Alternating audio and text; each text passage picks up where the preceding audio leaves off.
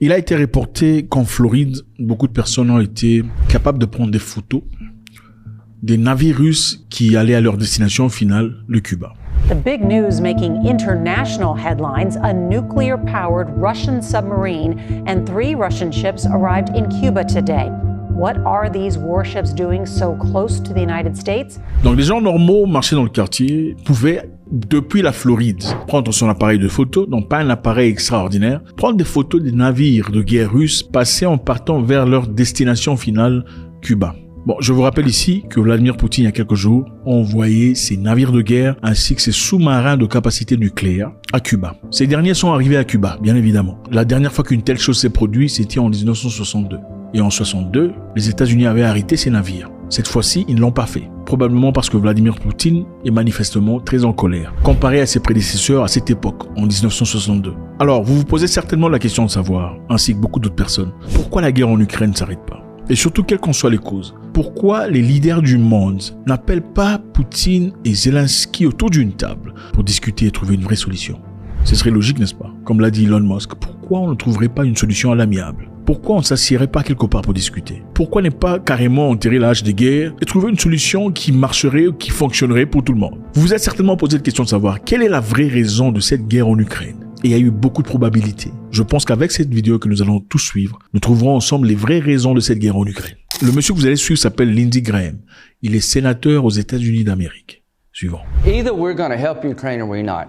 It's now time to give them the F-16s, let them fly the planes, long-range artillery to hit targets inside of Russia. They're sitting on $10 to $12 trillion of critical minerals in Ukraine. They could be the richest country in all of Europe. I don't want to give that money and those assets to Putin to share with China. Wow. If we help Ukraine now, they can become the best business partner we ever dreamed of. Wow. That $10 to $12 trillion of critical mineral assets could be used by Ukraine and the West, Incroyable. not given to Putin and China. This is a very big deal how Ukraine ends. Let's help them win a war we can't afford to lose. Let's find a solution to this war. But they're sitting on a gold mine to Wow. give Putin $10 or $12 trillion of critical minerals that he will share with China is ridiculous. Waouh!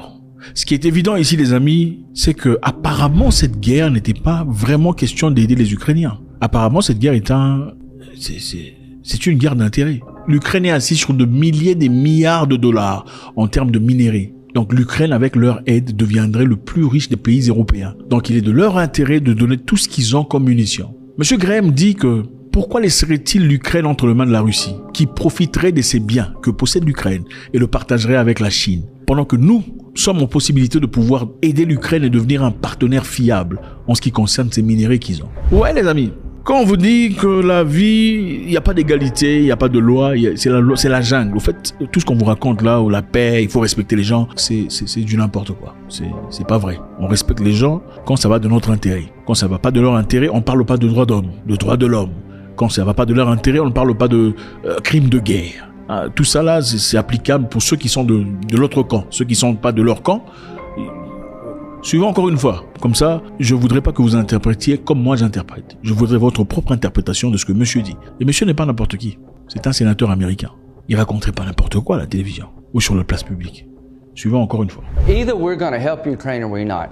It's now time to give them the F-16s, let them fly the planes, long-range artillery to hit targets inside of Russia. Il est donc temps de donner aux Ukrainiens des F-16 et des missiles de longue portée pour frapper à l'intérieur de la Russie. They're sitting on $10 to $12 trillion of critical minerals in Ukraine. Ils sont assis sur de centaines de milliards de dollars en termes de minerais. Donc, c'est-à-dire que les minerais sont une raison légitime pour laquelle un pays serait instable. Ceci vous rappelle quel pays en Afrique? Voilà. Les richesses sous-sol sont les raisons pour lesquelles un pays pourrait être instable. Ils disent qu'ils sont assis sur des richesses critiques. Et les richesses critiques, vous comprenez, c'est ce qui évidemment permet à ce que l'industrie fonctionne. Aujourd'hui, nous savons tout à fait, prenons un cas très simple, pour fonctionner, pour avoir un téléphone, pour avoir un ordinateur, il faut avoir accès au coltan. Et le coltan est très nécessaire pour la production de voitures électriques. Et directement, c'est-à-dire ce sont des minéraux critiques, c'est des choses importantes pour l'industrie et le fonctionnement. Alors, quels sont les pays qui sont en guerre aujourd'hui à cause de ces minéraux critiques dont ils parlent? Suivant. They could be the richest country in all of Europe. I don't want to give that money and those assets to Putin to share with China. Wow. L'Ukraine pourrait devenir le pays le plus riche d'Europe. Et je ne voudrais pas donner cet argent et cette opportunité à la Russie qui la partagera avec la Chine. Vous entendez les amis? Donc on s'en fout de la vie de toutes ces jeunes personnes qui vont tomber dans cette guerre évidemment, les enfants de quelqu'un, les neveux de quelqu'un, les parents de quelqu'un. Du moment que eux se font de l'argent. Ça c'est pas moi qui le dis, vous suivez? C'est pas moi qui le dis, hein? Suivez. If we help Ukraine now, they can become the best business partner we ever dreamed of. That $10 to $12 trillion of critical mineral assets could be used by Ukraine and the West. Wow. Used by Ukraine and the West. Donc, c'est l'argent, l'argent, l'argent. Si on aide l'Ukraine aujourd'hui, il pourrait devenir le meilleur partenaire que l'on ait jamais estimé, que l'on se serait jamais imaginé. C'est-à-dire, la raison pour laquelle on risque d'aller en troisième guerre mondiale, c'est à cause de l'argent. Not given to Putin and China. This is a very big deal how Ukraine ends. Let's help them win a war we can't afford to lose. Let's find a solution to this war. But they're sitting on a gold mine to give Putin $10 or $12 trillion of critical minerals that he will share with China is ridiculous. Ils sont assis sur une mine d'or. Donc c'est argent, argent, argent. Les amis, il y a quelques jours, après l'autorisation de Joe Biden, l'Ukraine s'est servi des drones pour aller bombarder à l'intérieur de la Russie. Ils ont frappé à 600 km de l'intérieur. Rappelez-vous, il y a quelques temps, on ne pouvait pas frapper à l'intérieur de la Russie, on pouvait seulement se défendre en Ukraine. Maintenant qu'ils ont cette autorisation, ils sont allés à plus de 600 km à l'intérieur du pays pour aller bombarder une base où s'est trouvé les Su-57.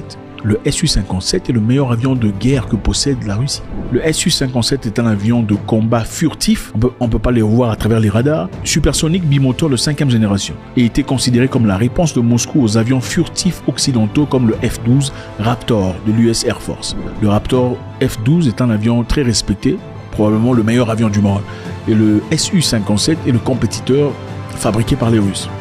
Maintenant, l'armée ukrainienne avait annoncé dimanche avoir détruit l'un des avions de combat russes les plus sophistiqués lors d'une frappe des drones sur une base militaire située au cœur de la Russie. Et ils ont évidemment des photos satellites qui ont probablement été offertes par les Américains, évidemment. Donc, c'est-à-dire, ça ne rigole pas. Nous, on vous donne l'intelligence et la sûreté, les renseignements sur ce qui se passe à l'intérieur de la Russie. Ceux qui peuvent le faire sont les pays qui ont des satellites. Ils peuvent voir partout sur Terre. Et vous allez frapper. Donc, on se sert d'un drone qui coûte probablement $2000 pour aller détruire un avion qui coûte 57 millions de dollars et a un stock limité. La raison pour laquelle nous risquons d'entrer dans une troisième guerre mondiale, ce n'est clairement pas à cause de l'honneur ou la dignité, c'est à cause de l'argent. Certaines personnes ont besoin de se faire de l'argent. La guerre, c'est du business, comprenez ça. Ce n'est pas moi qui l'invente. Suivez encore une fois la vidéo et cherchez un dictionnaire si c'est important pour comprendre ce qui a été dit. God bless.